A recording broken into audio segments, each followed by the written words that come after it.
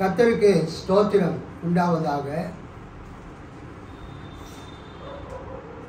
இந்த ஜூலை மாதம் 27ஆம் தேதி 2025 வருடம்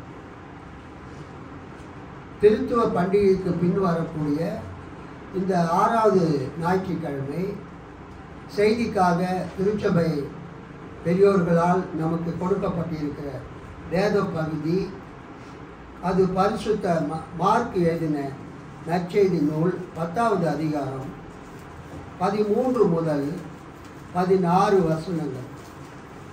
மார்க் 10 13 முதல் 16 பழைய திருப்பதலில் வாசிப்போம். அப்பொழுது சிறு பிள்ளைகளை அவர் தொடும்படிக்கு அவர்களை அவரிடத்தில் கொண்டு வந்தார்கள். கொண்டு வந்தவர்களை சீஷர்கள் அதட்டினார்கள். இயேசு அதை கண்டு விசனமடைந்து, சிறு பிள்ளைகள் என்னிடத்தில் வருகிறதற்கு இடம் கொடுங்கள், அவர்களை தடை பண்ணாதிருங்கள், தேவனுடைய ராஜ்யம் அப்படிப்பட்டவர்களுடையது. எவனாகிலும் சிறு பிள்ளையைப் போல் தேவனுடைய ராஜ்யத்தை ஏற்றுக்கொள்ளாவிட்டால் அவன் அதில் பிரவேசிப்பது இல்லை என்று மெய்யாகவே உங்களுக்கு சொல்லுகிறேன் என்று சொல்லி அவர்களை அணைத்து கொண்டு அவர்கள் மேல் கைகளை வைத்து அவர்களை ஆசீர்வதித்தார். கர்த்தருக்கு ஸ்தோத்திரம் உண்டாவதாக. திருவிவிலியம் பொது மொழிபெயர்ப்பு திருத்திய பதிப்பில் நாம் வாசித்த இந்த வேத பகுதிக்கு கொடுக்கப்பட்டிருக்கிற தலைப்பு என்னவென்றால், சிறு பிள்ளைகளுக்கு ஆசி வழங்குதல். சிறு பிள்ளைகளுக்கு இயேசு கிறிஸ்து ஆசி வழங்குதலை குறித்து இந்த பகுதியிலே நாம் பார்க்கிறோம். இதே பகுதி மத்தேயு 19 13 15 வரையிலும், லூக்கா 18 15 17 வரையிலும் காணப்படுகிறது. கர்த்தர் இந்த பகுதியை நமக்கு ஆசீர்வதித்து தரும்படியாக நாம் கண்களை மூடி நாம் ஜெபிப்போம்.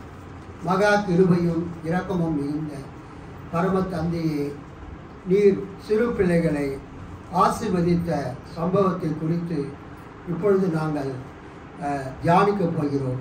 இந்த பகுதியின் மூலமாக எங்களோடு பேசும். இயேசுவின் மூலம் ஜெபிக்கிறோம் நல்ல பிதாவே. கர்த்தருக்கு ஸ்தோத்திரம் உண்டாவதாக. நாம் வாசித்த இந்த வேத பகுதியிலே தாய்மார்கள் தங்கள் பிள்ளைகளை இயேசுவினிடத்தில் கொண்டு வருகிறதை நாம் பார்க்கிறோம். தாய்மார்களாகவும் இருக்கலாம், தகப்பன்மார்களாகவும் இருக்கலாம், அல்லது சிம்பிளி பெற்றோர்கள். அப்பொழுது சிறு பிள்ளைகளை அவர் தொடும்படிக்கு அவர்களை அவரிடத்தில் கொண்டு வந்தார்கள். கொண்டு வந்தவர்களை சீஷர்கள் அதட்டினார்கள். பொதுவாக பிள்ளைகளை தாய்மார்கள் தான் தூக்கிட்டு வருவாங்க. அதனால் அவங்க இயேசு இடத்துல அந்த பிள்ளைகளை கொண்டு வந்து அந்த பிள்ளைகளை ஆசீர்வதிக்கும்படியாக அவர்கள் கேட்கிறார்கள். இயேசு கிறிஸ்துவின் காலத்தில் பல யூத மத போதகர்கள் இருந்தார்கள். ஜூவிஷ் ராபாய்ஸ், பல யூத மத போதகர்கள் இருந்தார்கள். பெற்றோர்கள், தாய்மார்கள் தங்களுடைய சிறு பிள்ளைகளை அந்த யூத ரபிமார்கள் செய்தி அளித்த பிறகு, பிரசங்கம் செய்த பிறகு அவர்கள் அண்டைக்கு கொண்டு சென்று அவருடைய கைகளினால் தங்கள் பிள்ளைகள் தலையின் மீது வைத்து ஆசீர்வதிக்கும்படியாக விண்ணப்பிப்பார்கள், கேட்பார்கள். அந்த யூத மத போதகர்களும் ரபிமார்களும் அந்த கொண்டு வரக்கூடிய பிள்ளைகள் மீது கைகளை வைத்து ஆசீர்வதிப்பார்கள். அந்த பழக்கம் அக்காலத்திலே, புதிய ஏற்பாட்டு காலத்திலே இருந்தது. அக்காலத்தில் மட்டுமல்ல, இப்பொழுதும் அல்லேலூயா ஊழியக்காரர்களிடத்தில் பெற்றோர்கள் பிள்ளைகளை கொண்டு வந்து, ஐயா உங்கள் கையை வைத்து என் மகனை மகளை ஆசீர்வதியுங்கள், என்று கேட்பாங்க. நானும் எத்தனையோ பிள்ளைகளுக்கு அது மாதிரி ஆசீர்வதித்து ஜெபித்திருக்கிறேன், ஜெபித்து வருகிறேன். கர்த்தருக்கு ஸ்தோத்திரம். நம்ம சபையில் கூட சிறு பிள்ளைகளுக்கு நம்ம எப்பொழுதுமே முக்கியத்துவம் கொடுக்கிறோம். அல்லேலூயா. நம்ம சர்ச்சில் we always give importance to children, especially those children who are coming to Sunday schools. ஞாயிறு பள்ளிக்கு வரக்கூடிய சிறு பிள்ளைகளுக்கு நம்ம ரொம்ப முக்கியத்துவம் கொடுக்கிறோம். என்னவென்றால் பல நேரங்களிலே சிறு பிள்ளைகள் ஞாயிற்றுக்கிழமை சபைக்கு வரும்போது வீட்டில் சாப்பிட்டு வரமாட்டார்கள். அவர்கள் வெறுமையாக வருவார்கள். இந்த ஆலயத்தில் அவர்கள் அமர்ந்து பிரசங்கத்தை கேட்கும்பொழுது ரொம்ப பசி எடுக்கும் சிறு பிள்ளைகளுக்கு. அதனால் அவங்க சீக்கிரமாக வீட்டுக்கு போய் சாப்பிட்ணுன்னு விரும்புவாங்க. நான் பார்த்துருக்கிறேன்.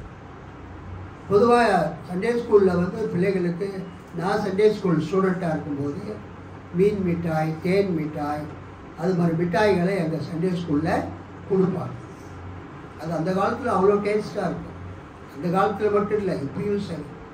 அதே மாதிரி பிரிட்டானியா பிஸ்கெட், அது டிசைனாக ஒரு சின்ன சின்ன பிஸ்கெட், அதையும் எங்கள் சண்டே ஸ்கூலில் வாங்கி கொடுத்துருக்குறேன்.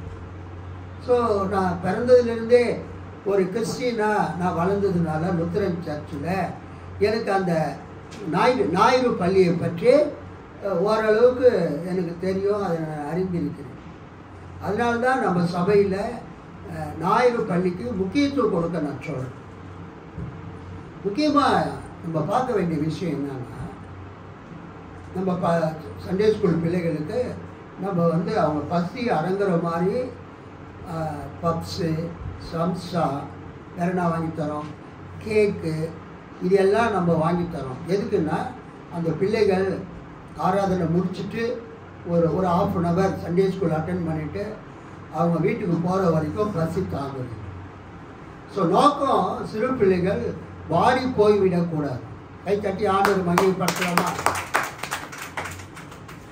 இங்கு அதை நாம் கவனத்தில் கொள்ள வேண்டும்.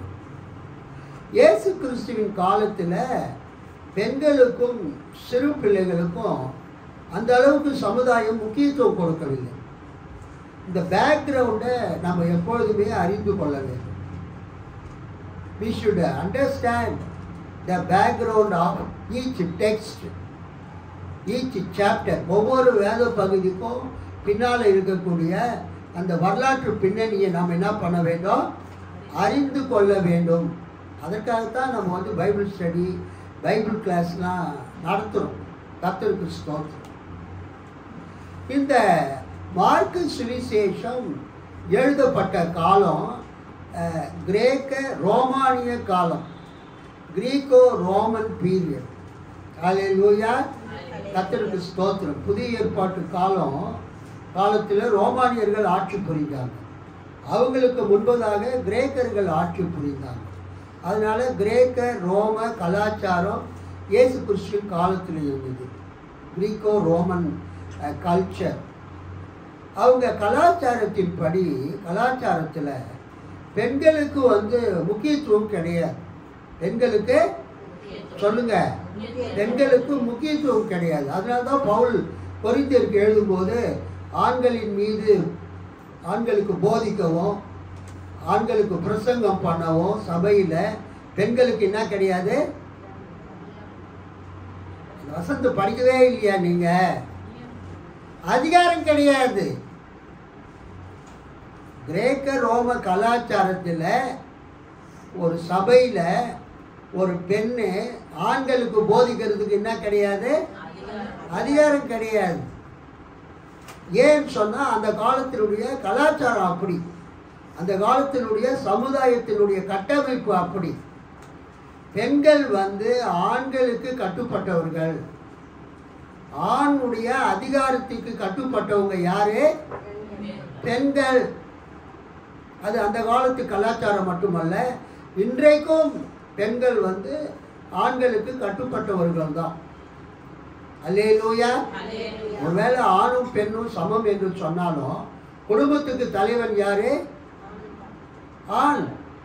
குடும்ப தலைவருடைய பெயர் என்ன அப்படி தான் நம்ம ரேஷன் கார்டுலேயே கேட்குறாங்க. எங்கள் வீட்டுக்கு முந்தானத்தே ஒருத்தர் வந்தார். வந்து ஒரு ஃபார்ம் கொடுத்துட்டு போனார். 1000 ரூபாய் கொடுக்குறாரு முதலமைச்சர். நீங்கள் வந்து அதை ஃபில்அப் பண்ணி அந்த ஃபார்மை கொடுத்துட்டு வாங்க. அப்போ ரேஷன் கார்டில் குடும்ப தலைவர் பெயர் என் பேர் இருக்குது. ஆனால் அதை வந்து எங்கள் மனைவிக்கு தான் அவங்க கொடுக்க போகிறாங்க. அல்லேலூயா. ஆனால் ஃபார்ம் ஃபில்அப் பண்ணும்போது யாருடைய பெயர் ஃபில்அப் பண்ணணும்? குடும்ப தலைவர் பெயர். ரேஷன் கார்டில் குடும்ப தலைவர் புருஷன் இருந்தால் அவர் தான் குடும்ப தலைவர். அவர் பெயரை வந்து பூர்த்தி செய்து கொண்டு வந்து கொடுங்க, உங்களுக்கு ஒரு 1000 ரூபாய் கொடுப்பாங்க, இன்னும் பல நலத்திட்டங்கள்லாம் அறிவிக்கப்பட போகிறது என்று சொன்னாங்க. ஸோ மார்க்கு இந்த சுவிசேஷத்தை எழுதும்போது அப்போது இருந்த கலாச்சாரம் கிரேக்க ரோம கலாச்சாரம். அந்த கலாச்சாரத்தின் படி அந்த சமுதாயத்தில் பெண்களுக்கும் குழந்தைகளுக்கும் முக்கியத்துவம் கிடையாது. அதை நீங்கள் ஃபஸ்ட்டு தெரிஞ்சுக்கணும். கிரேக்க ரோம கலாச்சாரத்தில் பெண்களுக்கும் குழந்தைகளுக்கும் முக்கியத்துவம் கிடையாது. அவங்களுக்கு எந்த அதிகாரமும் கிடையாது. They don't have any individual powers. சுயமாக முடிவெடுக்கக்கூடிய அந்த உரிமை பெண்களுக்கு கிடையாது. அதே போல் குழந்தைங்களுக்கும் கிடையாது. இந்த பெண்களும் இந்த குழந்தைகளும் பவர்லெஸ், வல்லமை அற்றவர்கள். They don't have any authority. எந்த விதமான அதிகாரம் இல்லாதவர்கள். அவர்கள் தங்களை தாங்களே பாதுகாத்து கொள்ள முடியாது. They cannot save themselves. அவங்களுக்கு எந்த விதமான செக்யூரிட்டி கிடையாது. கர்த்தருக்கு ஸ்தோத்திரம். ஸோ இந்த புதிய ஏற்பாடு காலத்தில் அந்த ஒரு பெண், ஒரு யூத பெண்ணோ அல்லது ஒரு கிரேக்க பெண்ணோ ஒரு ரோமானிய பெண்ணோ திருமணத்தின் மூலமாக இணைக்கப்படும் போது அவங்க கணவருடைய அதிகாரத்துக்கு உட்பட்டு இருப்பாங்க. கணவர் தான் அவங்களுக்கு உணவு, உடை, பாதுகாப்பு எல்லாவற்றையும் கொடுக்க வேண்டும். மனைவிக்கும் கொடுக்க வேண்டும், அந்த மனைவிக்கும் கணவருக்கும் பிறக்கக்கூடிய பிள்ளைகளுக்கும் கொடுக்க வேண்டும். இந்த கிரேக்க ரோம கலாச்சாரத்தில் அது மட்டுமல்ல, அந்த கணவன் தன் மனைவியை திருமணம் செய்யும் போது அவர் ஒரு வாக்குறுதியை கொடுப்பார். ஒரு ஆண் ஒரு பெண்ணை திருமணம் செய்யும் போது ஒரு வாக்குறுதி கொடுப்பார். என்ன வாக்குறுதி கொடுப்பாருன்னா, நான் திடீரென்று மறித்து விட்டாலோ அல்லது உன்னை நான் மன முறிவு விவாகரத்து செய்தாலோ உன்னுடைய எதிர்காலத்திற்காக நான் உனக்கு ஒரு அமௌண்ட்டு, ஒரு பணத்தை கொடுப்பேன். அந்த பணத்துக்கு என்ன பேருன்னா கெத்துபா என்கிற ஒரு செல்வத்தை, ஒரு பணத்தை நான் உனக்கு தருவேன். எந்த நேரத்தில் நான் மறித்து விட்டாலோ அல்லது உனக்கும் எனக்கும் திருமண உறவு முறிந்து விட்டாலோ விவாகரத்து ஏற்பட்டாலோ உன் எதிர்காலத்துக்காக நான் கெத்துபா என்கிற ஒரு பணத்தை, ஒரு சொத்தை, ஒரு செல்வத்தை உனக்கு கொடுப்பேன் என்கிற ஒரு வாக்குறுதியை கொடுத்துத்தான் அவர் அந்த பெண்ணை விவாகரத்து திருமணம் செய்வார். திடீரென்று அந்த புருஷனுக்கு அந்த மனைவியை பிடிக்கவில்லை என்றால் அவர் என்ன செய்வார்? நான் உன்னை விவாகரத்து செய்கிறேன், நமது திருமணத்தை நான் என்ன செய்கிறேன், எடுத்து விடுகிறேன், நீக்கி விடுகிறேன். இந்த கெத்துபா என்ற பணத்தை பெற்றுக்கொண்டு நீ சென்று நீ வாழ், உன் தந்தை வீட்டுக்கோ தாய் வீட்டுக்கோ நீ சென்று வாழ் என்று அனுப்பிவிடுவார். அப்பொழுது அந்த யூத மத தலைவர்கள் அங்கு இருப்பார்கள். அவர்களுக்கு முன்பதாக ஒரு பேப்பரில் நான் இந்த பெண்ணை மனமுறிவு செய்கிறேன் என்று எழுதி கையெழுத்து போட்டு அந்த பெண்ணை அனுப்பிவிடுவார். அவர் அனுப்பும் பொழுது அந்த கெத்துபா என்ற அந்த பணத்தை அவர் கொடுத்து அனுப்புவார். அதுதான் அந்த பெண்ணினுடைய வருங்கால வாழ்க்கைக்கு அது உதவிகரமாக இருக்கும். ஆனால் அந்த விவாகரத்து பண்ணும்போது அந்த பிள்ளைகள் அம்மா கூட போகாது. பிள்ளைகள் யார் கூட இருக்கும்? அப்பா கூட இருக்கும். இன்றைக்கி கோர்ட்டில் கேஸ் போடுறோம், அம்மா வந்து சொல்கிறாங்க எனக்கு என் பிள்ளைகள் வேண்டும், பிள்ளைகள் இல்லாமல் நான் தனியாக வாழ முடியாது என்று அவங்க கோர்ட் நீதிமன்றத்தில் வழக்கு தொடுக்கிறாங்க. குடும்ப நல கோர்ட்டில் நீதிமன்றத்தில். ஆனால் இயேசு கிறிஸ்துவின் காலத்தில் அந்த புருஷன் எனக்கு இந்த மனைவி வேண்டாம், நீ வேண்டாம், நான் உன்னை விட்டு பிரிந்து விடுகிறேன், உனக்கு கொடுக்க வேண்டிய அந்த கெத்துபா, திருமணம் செய்யும்போது நான் வாக்களித்த அந்த கெத்துபாவை உனக்கு நான் கொடுக்கிறேன் என்று சொல்லி அனுப்பும் பொழுது அந்த பணத்தை தான் அவர் கொடுத்து அனுப்புவாரை தவிர பிள்ளைகளை என்ன பண்ண மாட்டார், அனுப்ப மாட்டார். அது மாதிரி ஒரு வீட்டில் அந்த மனமுறிவு பெற்ற கணவர் இருக்கும்போது அவர் ஒரு மனைவியை விவாகரத்து பண்ணிவிட்டு இன்னொரு மனைவியை விவாகம் செய்வார்.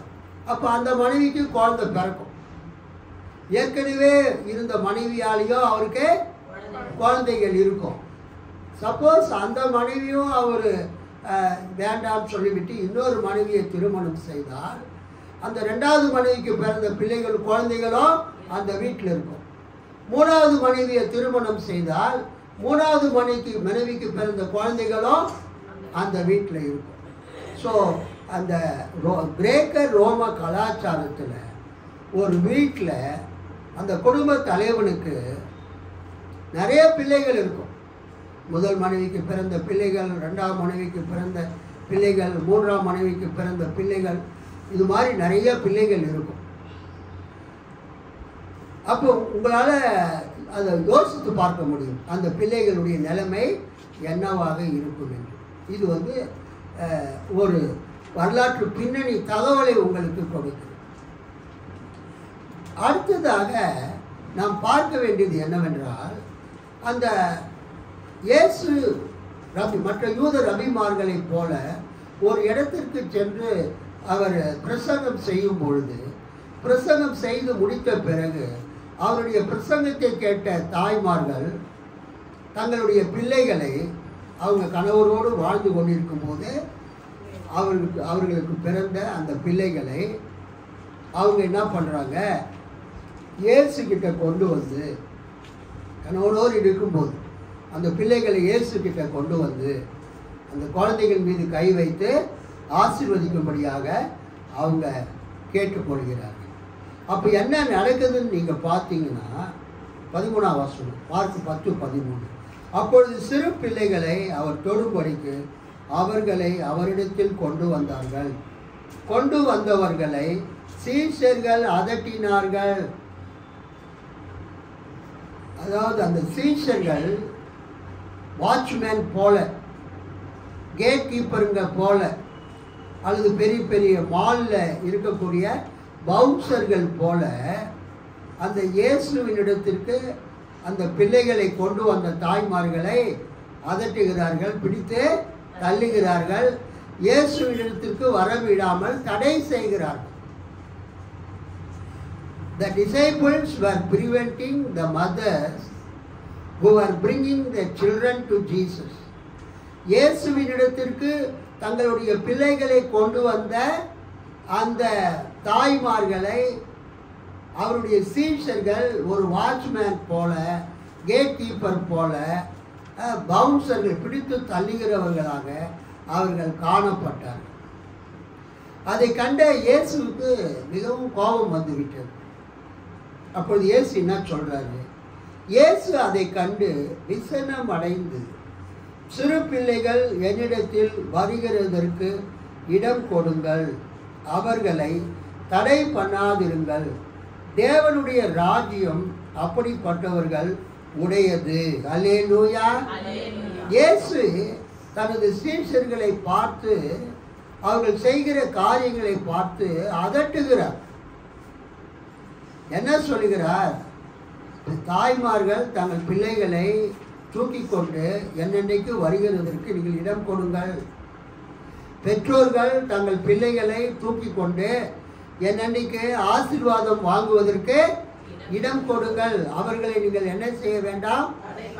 ஆமாம், தடை பண்ணாதிருங்கள், தடுக்காதிருங்கள் என்று இயேசு தன்னுடைய சீடர்களுக்கு அவர் புத்தி சொல்லுகிறார். கடிந்து கொள்கிறார்.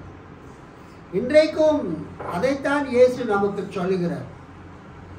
நம்முடைய சபைக்கு தாய்மார்கள் தங்கள் பிள்ளைகளை அவர்கள் கொண்டு வரும்போது நம்ம என்ன செய்ய வேண்டும்? அன்போடு அவர்களை அழைக்க வேண்டும். அல்லேலூயா. அன்போடு அழைத்து ஆண்டவருடைய சபையிலே அமர வைத்து பாடல்களை பாடவும் அல்லது கேட்கவும், வசனத்தை பிரசங்கிக்கும் போது அதை கேட்கவும் நாம் என்ன செய்ய வேண்டும்? புதிதாக வரக்கூடிய தாய்மார்களுக்கும் அவர்கள் பிள்ளைகளுக்கும் நாம் எப்படிப்பட்டவர்களாக இருக்க வேண்டும்? உதவி செய்கிறவர்களாக இருக்க வேண்டும். பல நேரங்களில் இந்த பிள்ளைகள் சபையில் ஒரே சத்தம் போகும். தூக்குறல் எடுங்க. அப்போ பிரசங்கம் பண்ணுறவருக்கே ரொம்ப டென்ஷனாக ஆகிடும். அம்மா தயவுசெய்து அந்த குழந்தைய தூக்கிட்டு கொஞ்சம் வெளியில் போயிடுங்கம்மா. என்னுடைய மகளுடைய குழந்தை வில்லியம் சீமோர், கேத்தரினுடைய குழந்தைய நான் பிரசவம் பண்ணிட்டு இருக்கும்போது பயங்கரமாக அழுவான், சத்தம் போடுவான், பேசவே முடியாது. நான் சொல்லுவேன், கேத்ரின் கொஞ்சம் அந்த குழந்தைய தூக்கிட்டு கொஞ்சம் வெளியில் போமான்னு சொன்னால் அந்த குழந்தைய தூக்கிட்டு நேராக வீட்டுக்கே போயிடும்.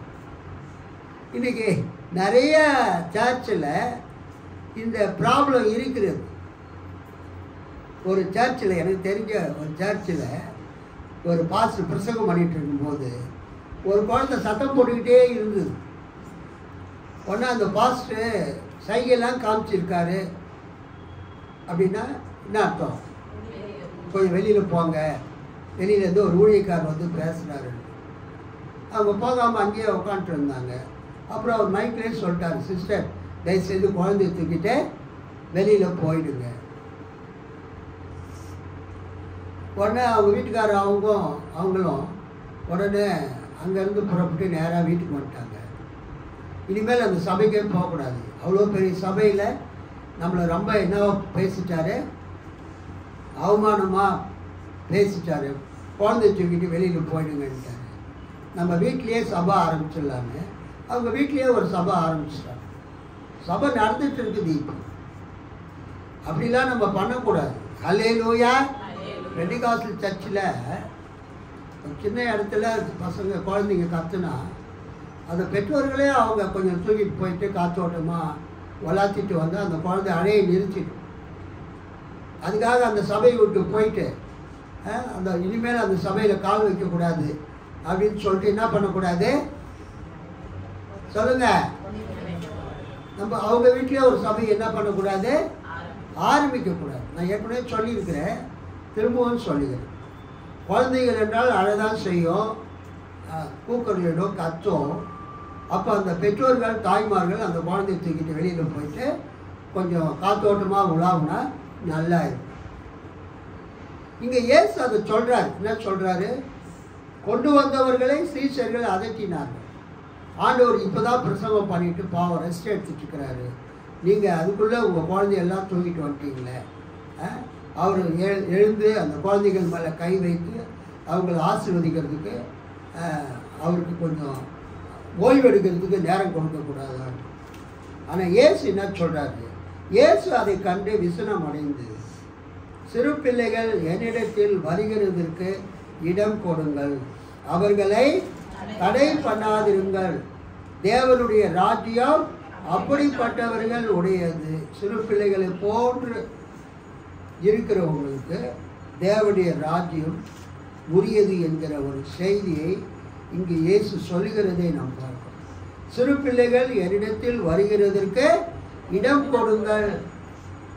அதனால்தான் குழந்தை பிறந்த உடனே சில சபைகளில் குழந்தைகளுக்கு ஞானஸ்தானம் கொடுப்பாங்க. அந்த ஞானஸ்தானத்துக்கு இன்ஃபேன்ட் பேப்டிசம் என்று பெயர். குறிப்பாக கேத்தலிக் சர்ச்சில், ரோமன் கேத்தலிக் சர்ச்சில், மெயின்லைன் சிஎஸ்ஐ லுத்தரன் சபைகளில் குழந்தைங்களுக்கு என்ன பண்ணுவாங்க? குழந்தையாக இருக்கும்போதே ஞானஸ்தானம் கொடுத்துருவாங்க, பேர் வைப்பாங்க.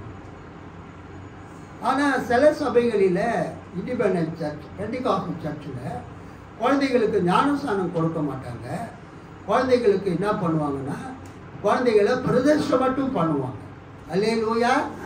குழந்தைகளை டெடிகேட் பண்ணுவாங்க. டெடிகேஷன் என்றால் என்னவென்றால், குழந்தை பிறந்த பிறகு அந்த குழந்தையை ஆலயத்துக்கு கொண்டு வர செய்து அந்த அப்பாவையும் அந்த அம்மாவையும் முன்னிறுத்தி அந்த குழந்தைக்கு ஒரு பேர் வச்சு அந்த குழந்தை மேலே பாஸ்டர் கையை வச்சு ஆசீர்வதித்து பிளஸ் பண்ணுவார். அல்லேலூயா. பிரதிஷ்டை பண்ணுவார். அது ரெண்டுமே எதை குறிக்கிறது என்றால், குழந்தைகளை இயேசு இடத்திற்கு கொண்டு வரக்கூடிய பழக்கத்தை குறிக்கிறது. இங்கு 14ஆம் வசனத்தில் சிறு பிள்ளைகள் என்னிடத்தில் வருகிறதற்கு இடம் கொடுங்கள், அவர்களை தடை பண்ணாதிருங்கள், தேவனுடைய ராஜ்யம் அப்படிப்பட்டவர்களுடையது.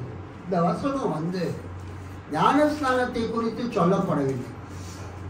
நீங்கள் படிக்கும்போதே நீங்கள் ஈஸியாக தெரிஞ்சுக்கலாம். இந்த வசனம் ஞானஸ்நானத்தை குறித்து சொல்லப்படவில்லை. இந்த வசனத்தில் இயேசு என்ன சொல்கிறாருன்னா, சிறு பிள்ளைகளை என்னிடத்தில் தாய்மார்கள் பெற்றோர்கள் கொண்டு வருவதற்கு இடம் கொடுங்கள், அவர்களை நீங்கள் என்ன பண்ணாதிருங்க, தடை பண்ணாதிருங்கள். எப்படி சிறு பிள்ளைகளுக்கு ஒரு அன்பளிப்பு கொடுத்தால் அந்த சிறு பிள்ளைகள் மிகுந்த மனமகிழ்ச்சியோடு அந்த அன்பளிப்பை பெற்றுக்கொள்கிறதோ, தடை ஏதும் சொல்லாமல் எதிர்ப்பு தெரிவிக்காமல் அந்த சிறு பிள்ளைகள் அன்பளிப்பை பெற்றுக்கொள்கிறதோ, அதை போல வயது முதிர்ந்தவர்கள் இந்த சிறு பிள்ளைகளை போல அவர்கள் இருக்கும்போது தேவனுடைய ராஜ்யத்தை அவர்கள் சுதந்திரித்துக் கொள்வார்கள், பெற்றுக்கொள்வார்கள். அல்லேலூயா. சிறு பிள்ளைகள் இடத்துல நீங்கள் ஏதாவது ஒரு சாக்லேட்டையோ ஒரு கேக்கையோ நீங்கள் கொடுத்தீங்கன்னா அந்த சிறு பிள்ளைகள் முக வளர்ச்சியோடு சந்தோஷத்தோடு அந்த கேக்கையோ சாக்லேட்டையோ என்ன பண்ணுங்க, வாங்கி கொள்ளுங்க. அந்த சிறு பிள்ளைகளுக்கு இருக்கக்கூடிய மனநிலை எப்படி இருக்கிறதோ அதை போல பெரியவர்களோ கடவுள் கொடுக்கக்கூடிய அந்த தேவனுடைய ராஜ்யத்தை, கடவுளின் அரசை கடவுள் கொடுக்கும்போது அதை அவர்கள் பெற்றுக்கொள்வார்கள் என்கிற ஒரு சத்தியத்தை இயேசு கிறிஸ்து 14ஆம் வசனத்திலே சொல்லுகிறார். இந்த அவர்களை தடை பண்ணாதிருங்கள், இந்த தடை பண்ணாதிருங்கள் என்கிற வசனம் அப்போஸ்தலர் 9:36 வருகிறது. கர்த்தருக்கு ஸ்தோத்திரம். அப்போஸ்தலர் 9:36 அங்கே நீங்கள் பார்த்தீர்கள் என்றால்,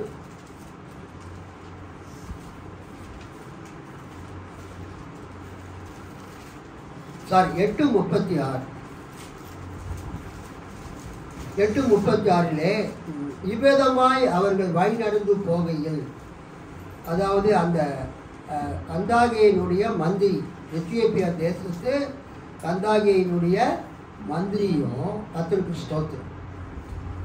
இங்கே பாருங்க 27ஆம் வசனம் 8:27 அந்தபடி அவன் எழுந்து போனான். அப்பொழுது எத்தியோப்பியருடைய ராஜ ஸ்திரீயாகிய கந்தாகே என்பவளுக்கு மந்திரியும் அவருடைய பொக்கிஷம் எல்லாவற்றிற்கும் தலைவனுமாய் இருந்த எத்தியோப்பியன் ஆகிய ஒருவன் பணிந்து கொள்ளும்படி எருசலேமுக்கு வந்திருந்த போது, ஊருக்கு திரும்பி போகும்போது தன் ரதத்திலே உட்கார்ந்து ஏசாயா தீர்க்கதரிசி ஆகமத்தை வாசித்து கொண்டிருந்தான். ஆவியானவர், நீ போய் அந்த ரதத்துடனே சேர்ந்து கொள் என்று பிலிப்புடனே சொன்னார். அப்புறம் அவங்க பேசிட்டே போகிறாங்க. 36 இவ்விதமாய் அவர்கள் வழி நடந்து போகையில் தண்ணீர் உள்ள ஓர் இடத்திற்கு வந்தார்கள். அப்பொழுது மந்திரி, இதோ தண்ணீர் இருக்கிறது, நான் ஞானஸ்நானம் பெறுவதற்கு தடை என்ன என்றான். அதற்கு பிலிப்பு, நீ முழு இருதயத்தோடும் விசுவாசித்தால் தடை இல்லை என்றான். அப்பொழுது அவன், இயேசு கிறிஸ்துவை தேவனுடைய குமாரன் என்று விசுவாசிக்கிறேன் என்று சொல்லி ரதத்தை நிறுத்தச் சொன்னான். அப்பொழுது பிலிப்பும் மந்திரியும் ஆகிய இருவரும் தண்ணீரில் இறங்கினார்கள். பிலிப்பு அவனுக்கு ஞானஸ்நானம் கொடுத்தான். அல்லேலூயா. இந்த வேத பகுதியில் 36ஆம் வசனத்தில் பாதி, அப்பொழுது மந்திரி, இதோ தண்ணீர் இருக்கிறதே, நான் ஞானஸ்நானம் பெறுகிறதற்கு தடை என்ன? அல்லேலூயா. அங்கே என்ன கேட்கிறார் அவரு? நான் ஞானஸ்நானம் பெறுவதற்கு தடை என்ன? ஏதாவது தடை இருக்குதா என்று அவர் கேட்கிறார். அதே வார்த்தையை தான் இங்கு ஆண்டவர் சொல்லுகிறார். மார்க்கு 10:14 சிறு பிள்ளைகள் என்னிடத்தில் வருகிறதற்கு இடம் கொடுங்கள், அவர்களை தடை பண்ணாதிருங்கள். அந்த தடை என்கிற அந்த வார்த்தை, தடை பண்ணாதிருங்கள் என்கிற வார்த்தை கொலுவோ, KOLUO, கொலுவோ என்ற கிரேக்க வார்த்தை அங்கு வருகிறது. அந்த கொலுவோ என்றால் தடை பண்ணுதல். இயேசு கிட்ட சிறு பிள்ளைகள் வருகிறதற்கு நாம் என்ன பண்ணக்கூடாது? தடை பண்ணக்கூடாது. அதே மாதிரி ஞான ஸ்நானம் எடுக்கிறவங்களை நம்ம என்ன பண்ணக்கூடாது? தடை பண்ணக்கூடாது. ஞான ஸ்நானம் எடுக்க வேண்டும். புத்தி தெரிந்த ஒவ்வொருவரும் ஞான ஸ்நானம் எடுக்க வேண்டும். ஞானஸ்தானம் எடுக்க விரும்புகிறவங்களை நம்ம என்ன பண்ணக்கூடாது? தடை பண்ணக்கூடாது. கர்த்தருக்கு ஸ்தோத்திரம். ஆனால் இன்னைக்கு என்னன்னா, பெற்றோர்கள், வீட்டார்கள், பிள்ளைகளோ, கணவனோ, மனைவியோ ஞானஸ்தானம் எடுக்கிறது என்ன பண்ணுறாங்க? தடை பண்ணுறாங்க. அது நம்ம பார்க்கணும். அவங்களுடைய தனிப்பட்ட நோக்கத்துக்காக தடை செய்கிறாங்க. ஆனால் இங்கே பிலிப் அதை தான் கேட்குறான். என்ன கேட்குறா? இங்கே தண்ணீர் இருக்கிறது, நான் ஞானஸ்தானம் பெறுவதற்கு என்ன தடை?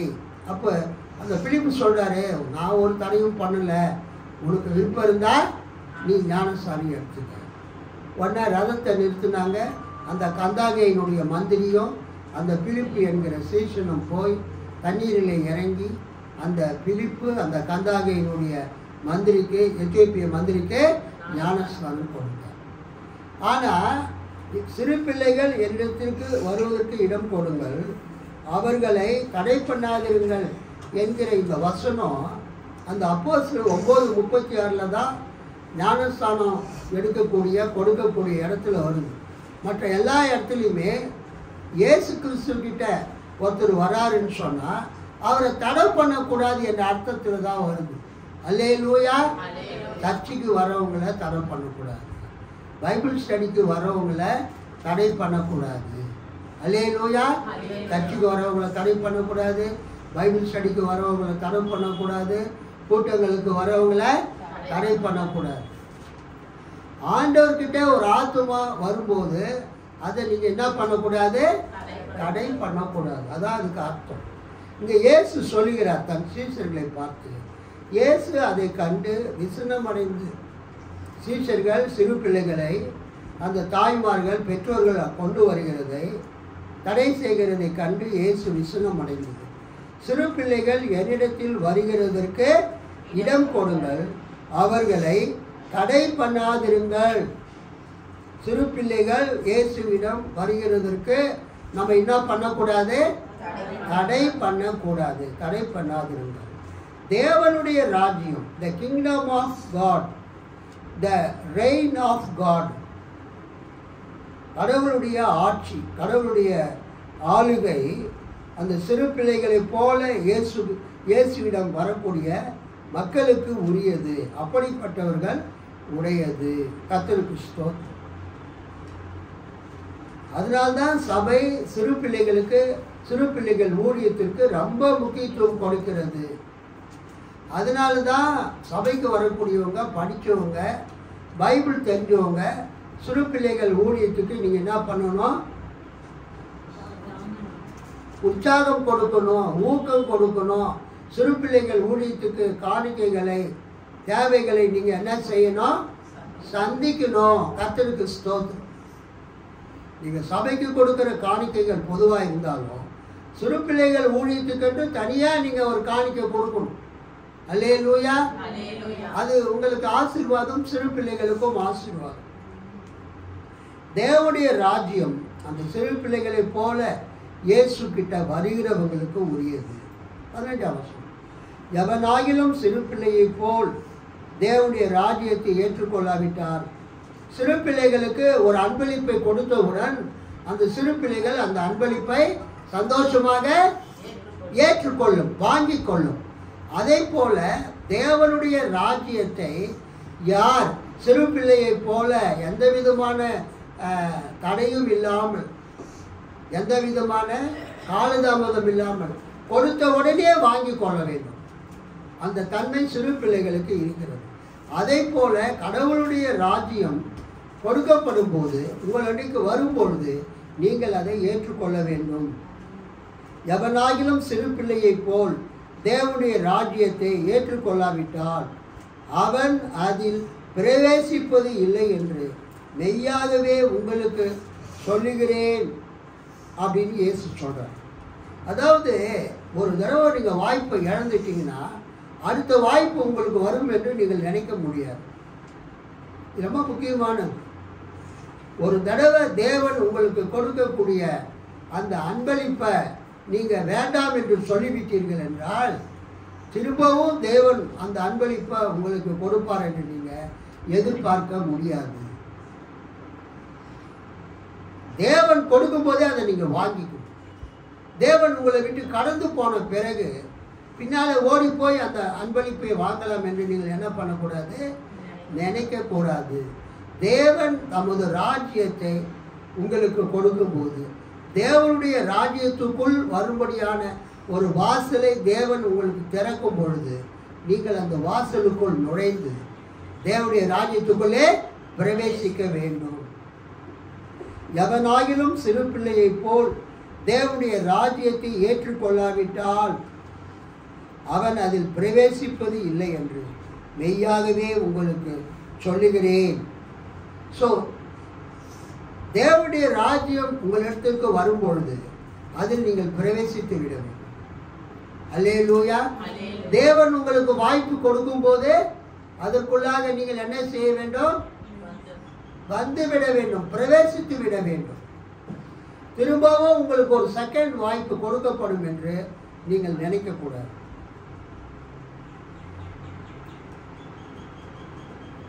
எவனாகிலும் சிறு பிள்ளையை போல் தேவனுடைய ராஜ்யத்தை ஏற்றுக்கொள்ளாவிட்டால் அவன் அதில் பிரவேசிப்பது இல்லை என்று மெய்யாகவே உங்களுக்கு சொல்லுகிறேன் என்று சொல்லி அவர்களை, அந்த சிறு பிள்ளைகளை அணைத்து கொண்டு அவர்கள் மேல் கைகளை வைத்து அவர்களை ஆசீர்வதித்தார். கைகளை தட்டி ஆண்டவரை மகிழ்ச்சி.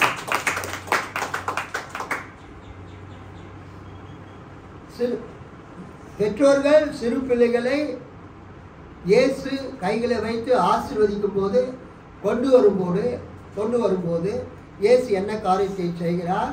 இயேசு அந்த சிறு பிள்ளைகளை அணைத்து கொண்டு, ஜீசஸ் எம்ப்ரேஸ்டு த சில்ட்ரன். இயேசு சிறு பிள்ளைகளை அணைத்து கொண்டு, இரண்டாவது அவர்கள் மேல் கைகளை வைத்து, எப்போதும் ஆசீர்வதிக்கும் போது தலையில கைகளை வைத்து ஆசீர்வதிப்பார்.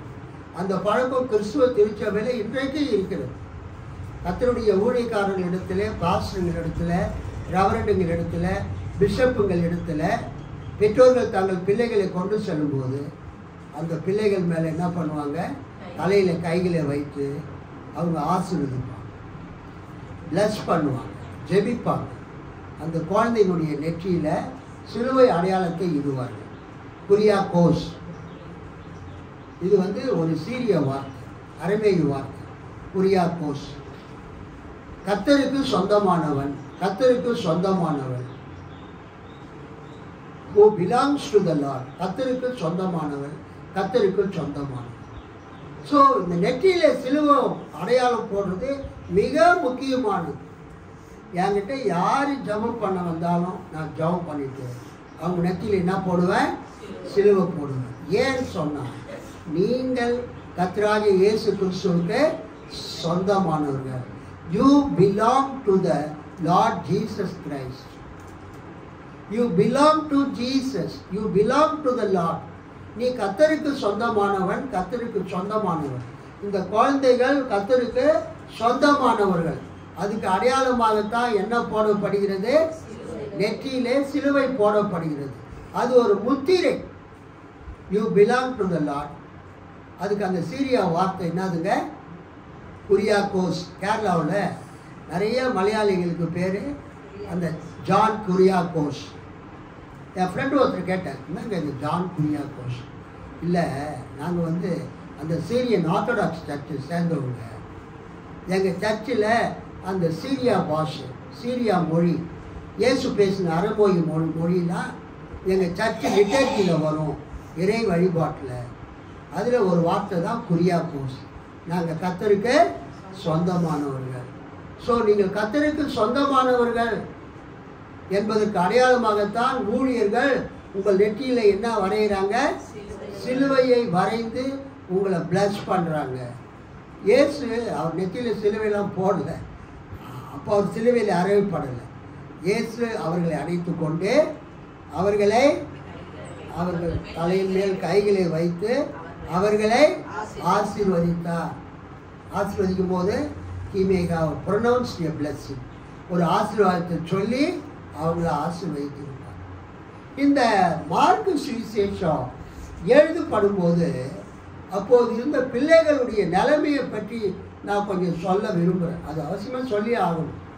என்னன்னு சொன்னால், அந்த ரோமர்கள் அந்த பாலஸ்தீன தேசத்தை ஆட்சி புரியும்போது ரோமானிய தேசத்தில், கிரேக்க தேசத்தில், நான் ஏற்கனவே சொல்லிட்டேன், நிறைய மனைவிகள் இருக்கும் ஒரு ஆளுக்கு. எஸ்பெஷலி நியூ டெஸ்டமென்ட் தியாலஜி அந்த புக்கில் லேடு என்பவர் சொல்கிறாரு, அக்காலத்தில் ஒரு மனிதனுக்கு நிறைய மனைவிகள் இருப்பாங்க. முக்கியமாக முதல் மனைவி, அவள் தான் வந்து சொத்து முழுமைக்கும் அந்த ஹஸ்பண்டுக்கு அடுத்தது யாருங்க? முதல் மனைவி. அவளுடைய பிள்ளைகள், அவங்க தான் அந்த சொத்துக்கே அதிபதிகள். அந்த முதல் மனைவி இருக்கும்போது அவர் பல மனைவிகளை திருமணம் செய்து கொள்வார். அவங்களுக்கு என்ன பேருனா மறுமனையாட்டிகள், கான்கியூபைன்ஸ் என்று பெயர். அந்த மறுமனையாட்டிகள் இருக்கும் பொழுதும் அந்த வீட்டு எஜமான், அந்த வீட்டு உரிமையாளர் இன்னும் பல பெண்களை அவர் திருமணம் செய்து கொள்வார். அவங்களாம் யாருன்னா அவர்கிட்ட வேலை செய்கிற வேலைக்கார பெண்கள், குறிப்பாக எல்லா அடிமை பெண்கள், ஸ்லேவ்ஸ், திருமணமாகாத அடிமை பெண்கள். அவருடைய வீட்டிலே, அவருடைய எஸ்டேட்டில், அவருடைய நிலத்தில் அவங்க வேலை செஞ்சால் ஒரு பெண்ணு அழகாக இருக்கிறா, அவருக்கு பிடிச்சமானவளாக இருந்தால் அவர் என்ன பண்ணலாம்? அவளை வந்து திருமணம் செய்து கொள்ளலாம். அல்லேலூயா. அவளை தன் மனைவியாக ஏற்றுக்கொள்ளலாம். ஆக அந்த கிரேக்க ரோம கலாச்சாரத்தின்படி அக்காலத்தில் ஆண்கள் ஒன்றுக்கும் மேற்பட்ட பல மனைவிகளே உடையவங்களாக இருந்தாங்க. அதாவது சட்டப்படியான மனைவி, அப்புறம் சட்டப்படியான மறுமனையாட்டிகள், அப்புறம் அவரிடத்தில் வேலை செய்யக்கூடிய வேலைக்காரிகள், அடிமைகள். அடிமை பெண்களை அவர் எத்தனை பெண்களை வேணாலும் அவர் திருமணம் செய்து கொள்ளலாம். அவங்களுக்கு குழந்தைங்கள்லாம் பிறக்கும்.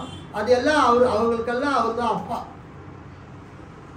அப்போ கணக்கு வழக்கு இல்லாமல் அங்கே குழந்தைங்க இருக்கும். ஏன்னு சொன்னால், அந்த காலத்தில் ஒரு பெரிய ஒரு நிலச்சுவாந்தார், ஒரு லேண்ட்லார்டு இருந்தால் அவருக்கு நிறைய லேண்ட் இருக்கும், நிறைய கனிமரங்கள் இருக்கும், வட மரங்கள், நிறைய தோட்டங்கள் இருக்கும், நிறைய கோதுமை, வார்கோதுமை, அப்புறம் தானியங்கள்லாம் விளையும்.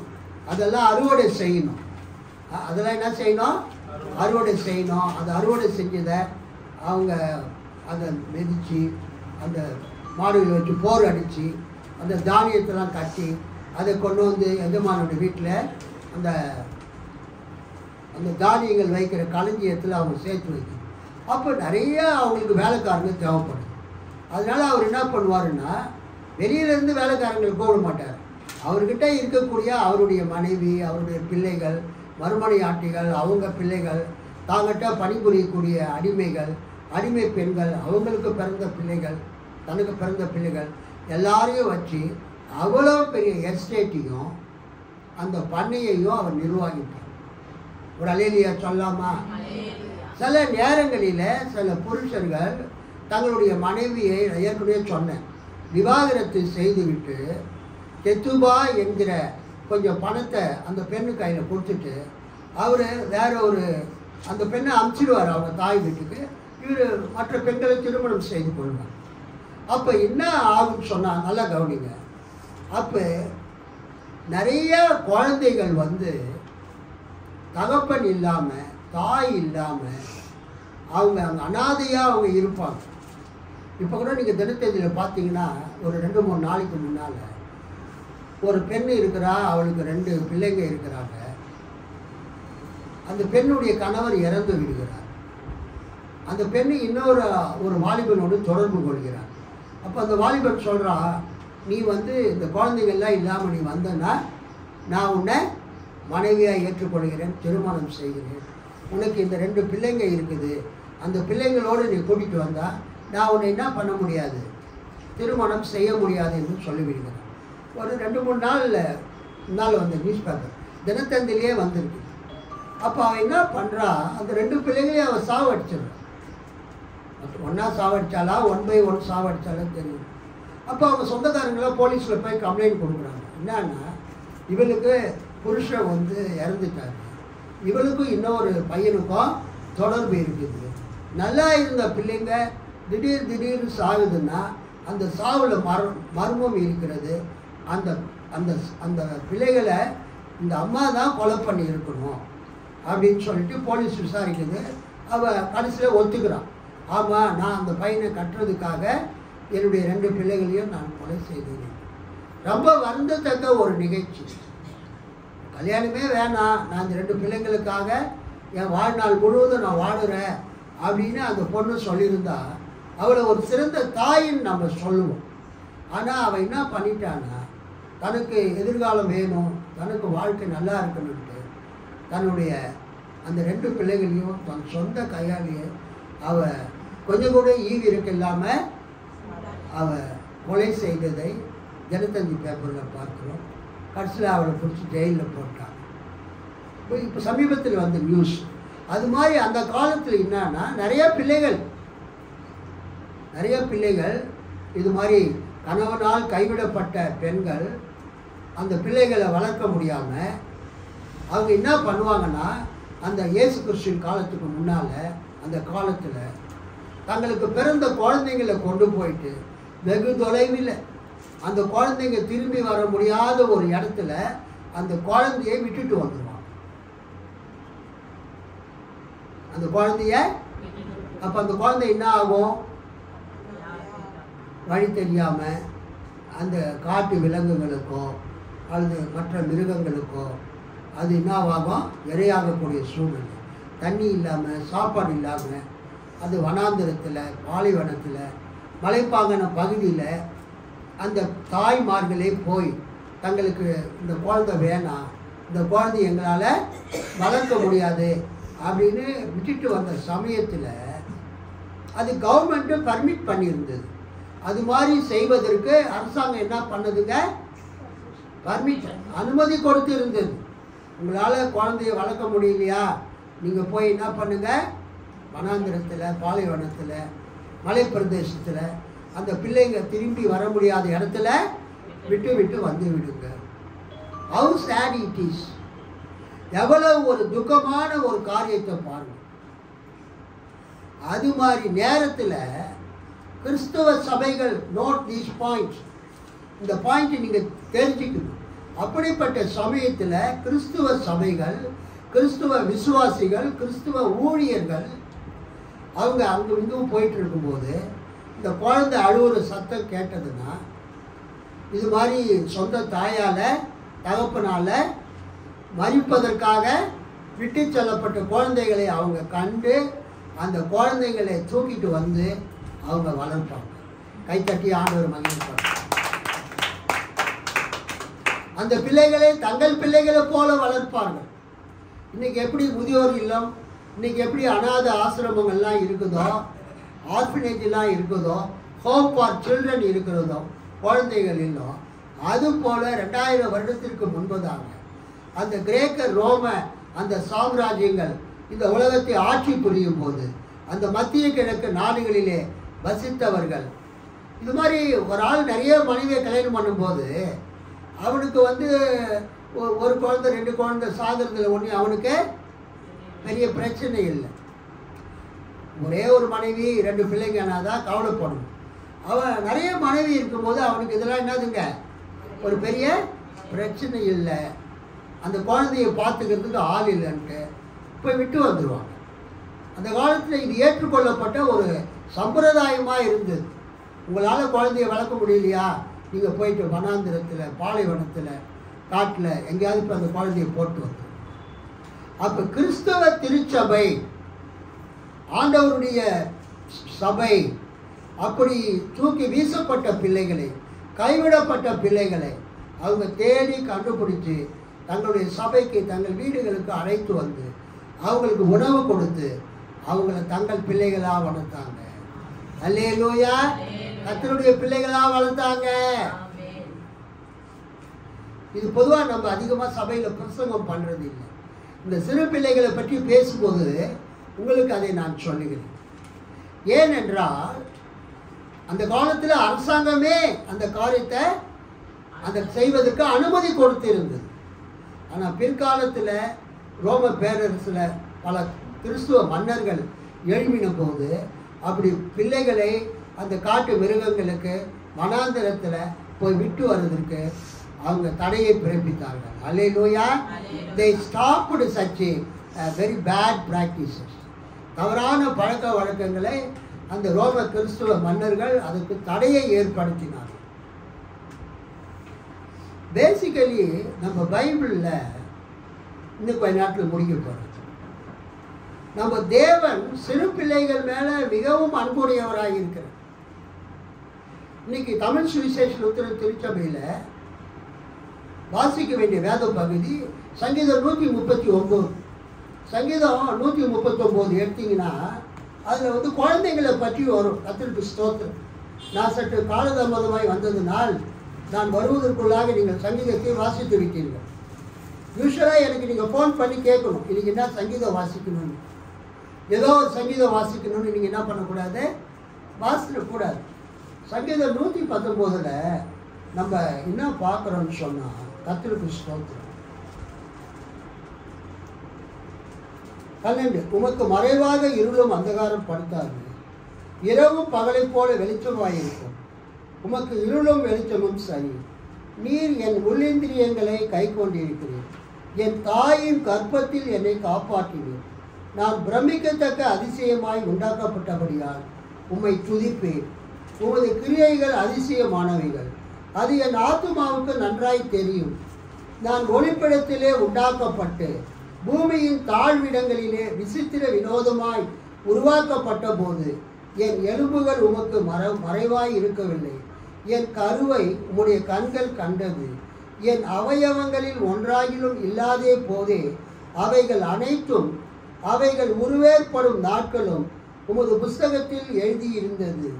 தேவனே, உமது ஆலோசனைகள் எனக்கு எத்தனை அருமையானவைகள், அவைகளின் தொகை எவ்வளவு அதிகம். அல்லேலூயா, அல்லேலூயா. 16 வசனம். என் கருவை உம்முடைய கண்கள் கண்டது. நான் என்னுடைய தாயின் வயிற்றிலே கருவாக இருக்கும்போது உமது கண்கள் என்னை கண்டது. அதனால்தான் அமெரிக்கா, அந்த அயர்லாந்து போன்ற நாடுகளில் அந்த அபார்ஷனுக்கு அவங்க தடை விதித்து இருக்கிறாங்க. அபார்ஷன் என்னது? கருக்கலைப்புக்கு அவங்க என்ன பண்ணுறாங்க, தடை விதித்து இருக்கிறாங்க. ஏன்னு சொன்னால் ஒரு குழந்தை உருவாகும் போதே கர்த்தருடைய கண்கள் அந்த குழந்தைய அந்த கருவாக இருக்கும்போதே அவர் பார்க்கிறாரு. எரேமியா 1 அதிகாரம் 5 வசனத்தில் கர்த்தர் எரேமியா கிட்ட சொல்லுவார். என்ன சொல்லுவார்னா, நான் உன்னை தாயின் வயிற்றில் உருவாக்கும் முன்னே உன்னை அறிந்தேன். நீ கர்ப்பத்திலிருந்து வெளிப்படும் முன்னே நான் உன்னை பரிசுத்தம் பண்ணி உன்னை ஜாதிகளுக்கு தீர்க்கதரிசியாக கட்டளையிட்டே. Praise the lord. I knew you in your mother's womb. நீ உன்னுடைய தாயினுடைய கருவிலே குழந்தையாக இருக்கும்போதே நான் உன்னை கண்டேன். அப்போ இந்த சங்கீதம் 139 தான் இன்றைக்கி வாசிக்க வேண்டிய சங்கீதம். இந்த 139ஆம் சங்கீதத்தில் தாவீது சொல்கிறார், சங்கீதக்காரன், நான் கருவாக என் தாயின் வயிற்றில் இருக்கும்போதே உமது கண்கள் என்னை கண்டது. எரேமியா 1:5 பார்க்கிறோம், கர்த்தர் சொல்கிறாரு, I knew you Before you were formed in your mother's womb. Hallelujah. நான் உன்னை தாயின் வயிற்றில் உருவாக்கும் முன்னே உன்னை அறிந்தேன். I knew you before I formed you in your mother's womb. உன்னுடைய தாயின் கருவிலே நான் உன்னை உருவாக்குவதற்கு முன்பதாகவே உன்னை நான் அறிந்தேன். என்னுடைய மகள் கேத்ரின் ஒரு தடவை சாட்சி சொல்லுச்சு, நம்ம சர்ச்சில் தான். அது கர்ப்பமாக இருக்கும்போது ஆண்டவர் சொன்னார், உனக்கு ஒரு ஆண் குழந்தை பிறக்கும். அது பிறக்கிறதே ஆண் குழந்தை.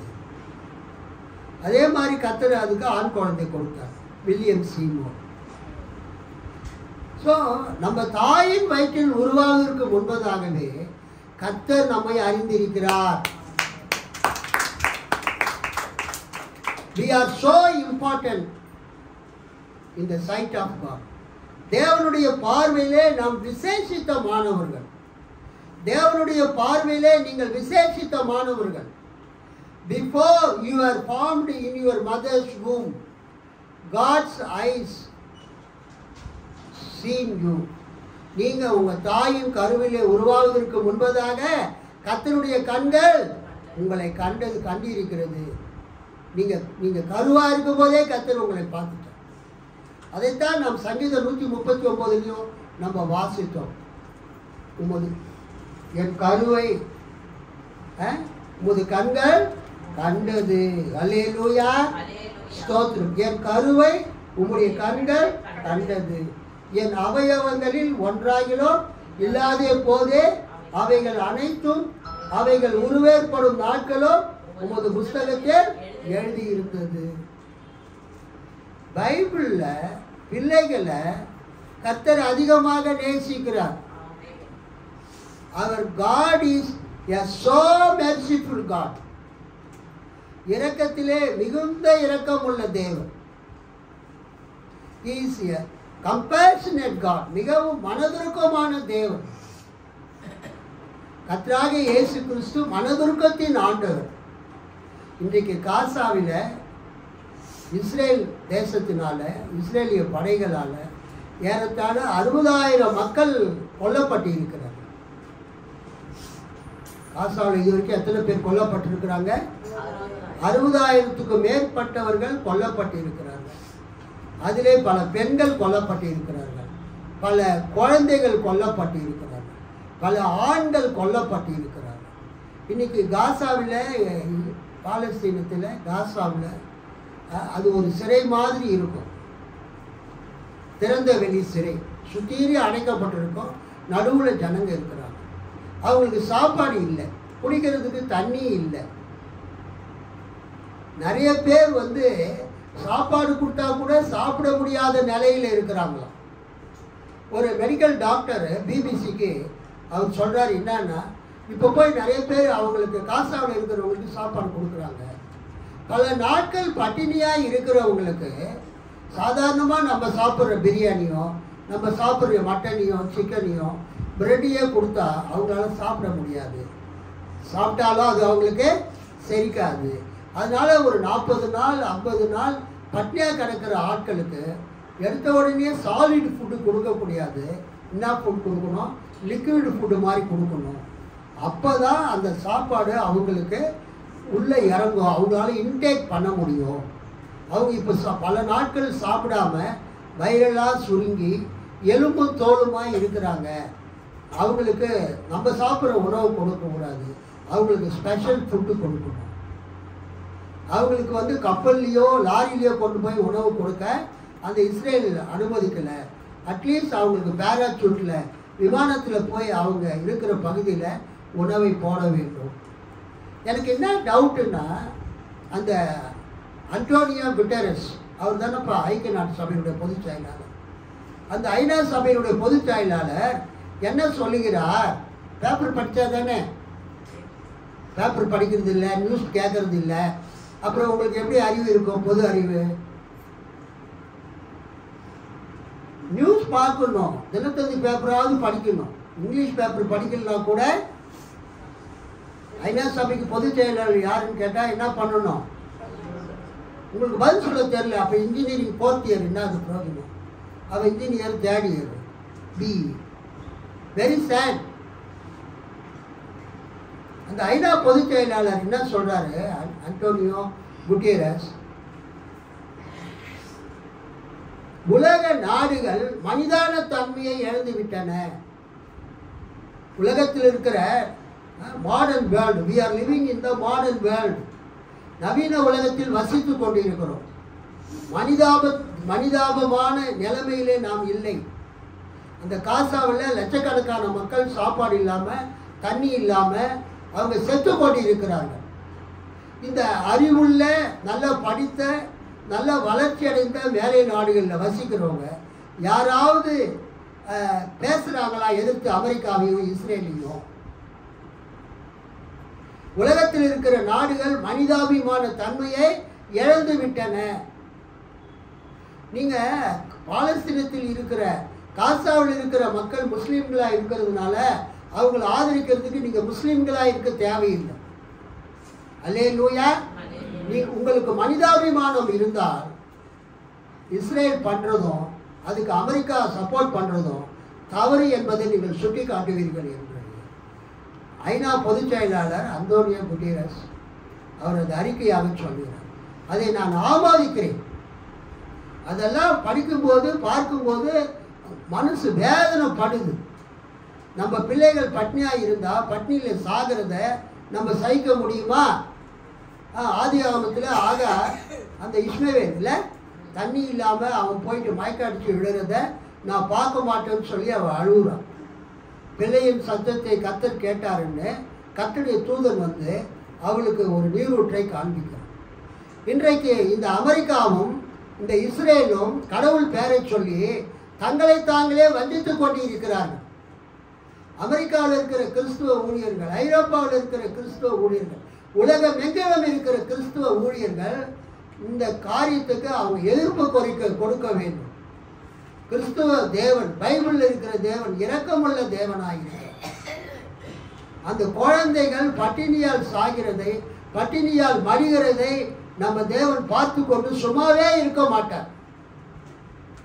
நம்ம தேவன் இரக்கமும் மனதுருக்கமும் நீடிய சாந்தமும் மிகுந்த கிருபையும் உள்ள தேவன்.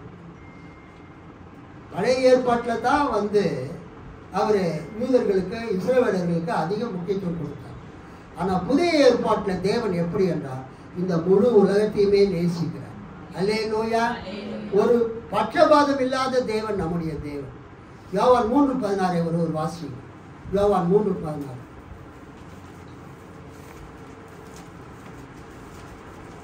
தேவன் தம்முடைய ஒரே பேரான குமாரனை விசுவாசிக்கிறவன் எவனோ அவன் கெட்டு போகாமல் நித்திய ஜீவனை அடையும்படிக்கு அவரை தந்தருளி உலவாய் உலகத்தில் அன்பு கூர்ந்தார். See, God so loved the world. பழைய ஏற்பாட்டில் தேவன் இஸ்ரவேலர்களை அதிகமாக நேசித்தார். ஏனென்றால் அவர்கள் அவரால் தெரிந்து கொள்ளப்பட்ட ஜனம். புதிய ஏற்பாட்டில் தேவன் இந்த முழு உலகத்தையுமே நேசிக்கிறார். கைத்தட்டி ஆண்டவரை மகிமைப்படுத்துகிறார். God so loved the world. God so loved the people of this world. இந்த உலகத்தில் இருக்கிற அனைத்து மக்களையும் தேவன் நேசிக்கிறார். அல்லேலூயா. அவங்க இந்து என்றோ, கிறிஸ்தவங்கள் என்றோ, முஸ்லீம்கள் என்றோ, சீக்கிய மதத்தை சேர்ந்தவங்கள் என்றோ, ஜைன புத்த மதத்தை சேர்ந்தவர்கள் என்றோ, கன்ஃபூசியானிஸ் மதத்தை சேர்ந்தவர்கள் என்றோ, ஜொராசிய மதத்தை சேர்ந்தவர்கள் என்றோ தேவன் பார்ப்பது இல்லை. அல்லேலூயா. இந்த உலகத்தில் இருக்கிற அத்தனை மக்களையுமே தேவன் நேசிக்கிறார். இந்த உலகத்தில் இருக்கிற மக்களை ரட்சிக்கும்படியாகவே தேவன் தன்னுடைய குமாரனாகிய இயேசு கிறிஸ்துவை இந்த உலகத்தை ரட்சிக்கும்படியாக, மீட்பராக, சிலுவையில் மரிக்கும்படியாக அனுப்பினார். அல்லேலூயா.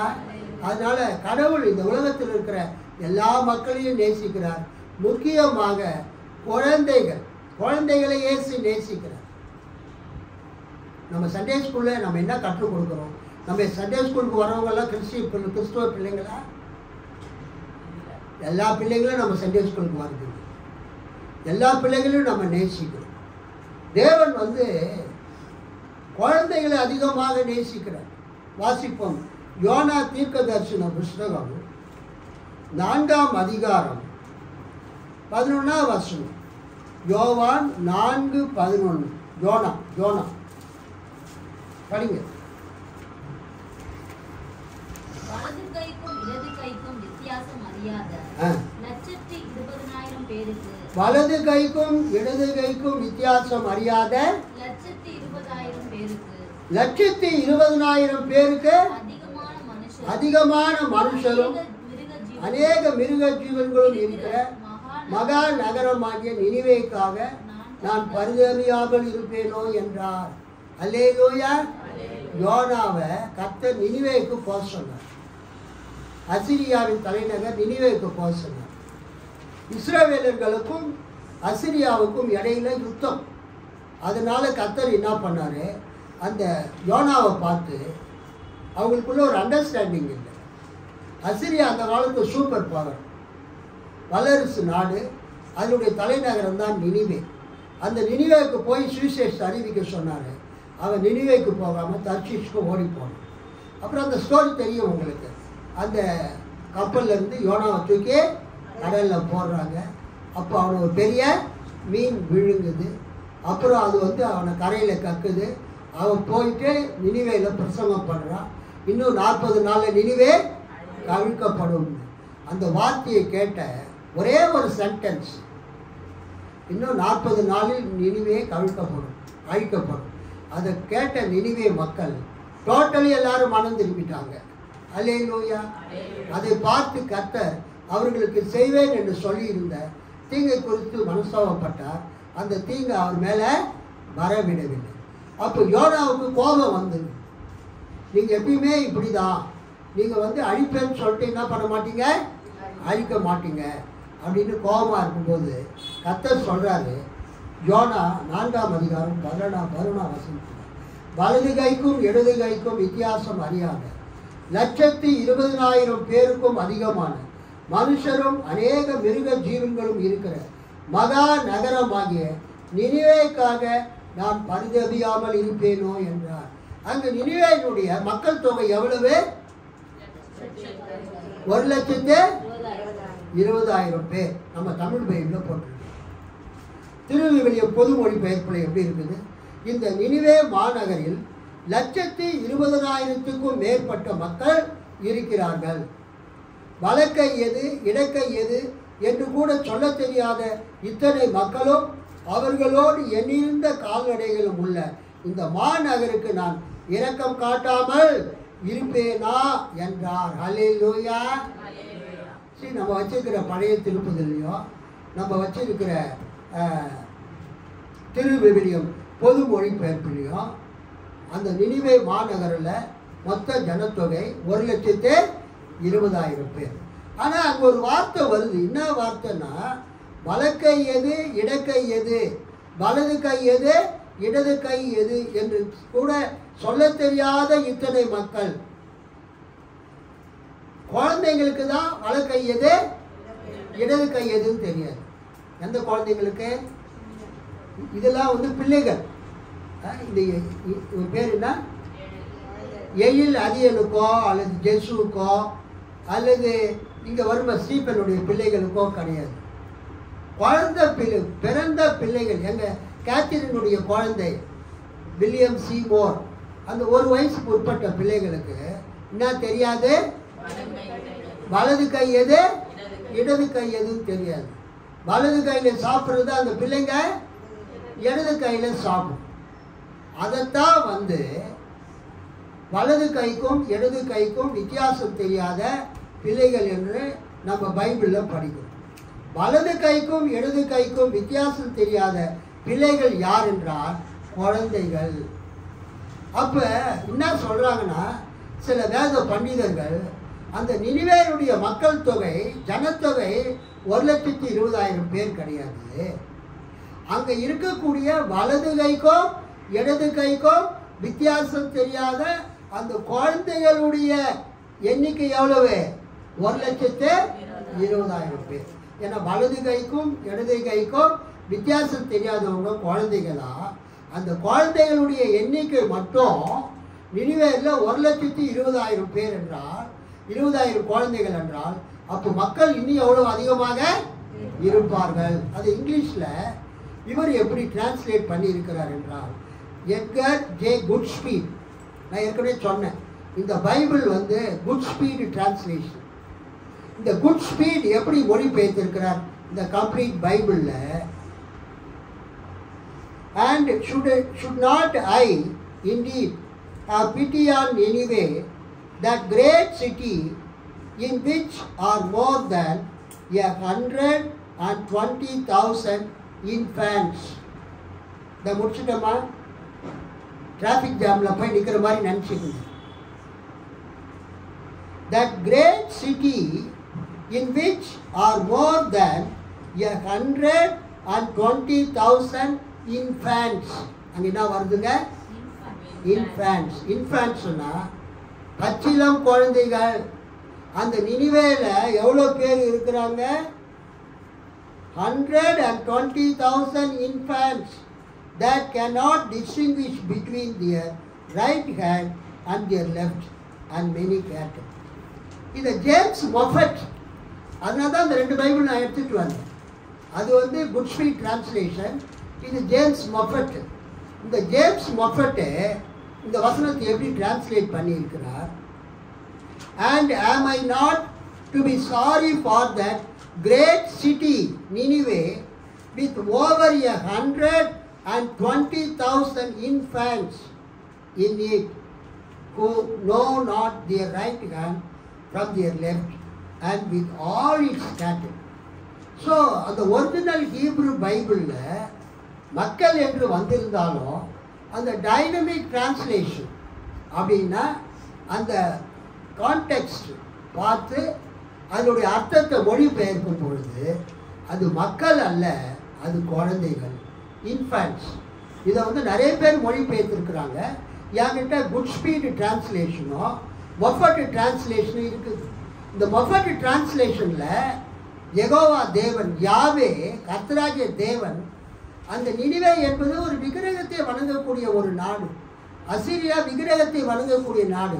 அந்த விக்கிரகத்தை வணங்கக்கூடிய அந்த நினிவேயில் இருக்கிற மக்களை பார்த்து, அந்த குழந்தைகளை பார்த்து கர்த்தர் மனதிறங்கி அந்த பட்டணத்தை அழிப்பேன் என்று சொல்லியிருந்தார். அதை அவர் அழிக்கவில்லை.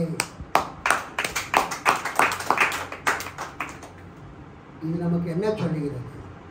இன்றைக்கு இயேசு அன்புள்ள தேவனாய் இருக்கிறார், இரக்கமுள்ள தெய்வனாய் இருக்கிறார், மனதுருக்கமுள்ள தேவனாய் இருக்கிறார்.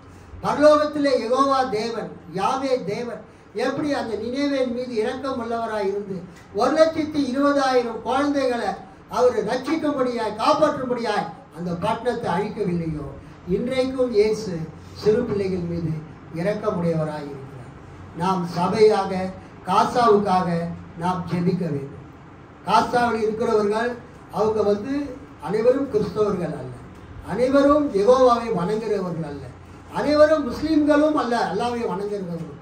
அங்கே இருக்கிறவங்க எல்லாரும் குழந்தைங்க. அல்லேலூயா. வலது கைக்கும் இடது கைக்கும் வித்தியாசம் தெரியாத பல லட்சக்கணக்கான குழந்தைகள் அங்கே இருக்கிறாங்க. பட்டினியால் செத்து கொண்டு இருக்கிறாங்க, தாகத்தால் செத்து கொண்டு இருக்கிறாங்க. இன்றைக்கு கர்த்தர் சொல்லுகிறார், இயேசு சொல்லுகிறார், சிறு பிள்ளைகளை என்னிடத்தில் வருவதற்கு இடம் கொடுங்கள், நான் அவர்களை அழைக்கிறேன், நான் அவர்களை அணைக்கிறேன், அவர்கள் மீது கைகளை வைத்து அவர்களை ஆசீர்வதிக்கிறேன் என்று சொல்லுகிறார். இந்த காலை நேரத்தில் நம்முடைய தேவன் அன்புள்ள தேவன், சிறு பிள்ளைகளை நேசிக்கிற தேவன். நாம் அனைவரும் நம்ம உலகத்திற்காக, முக்கியமாய் காசாவுக்காக நாம் ஜெபித்து அந்த காசா யுத்தம் நிறுத்தப்படும்படியா, அந்த பிள்ளைகள் காப்பாற்றப்படும்படியா நாம் எல்லாரும் ஜெபிப்போம். நாம் அனைவரும் எழுந்து நிற்கிறோம். இயேசுவை போல ஒரு நல்ல அன்புள்ள தேவன் இந்த உலகில் வேறு யாரும் இல்லை. ஆமென்.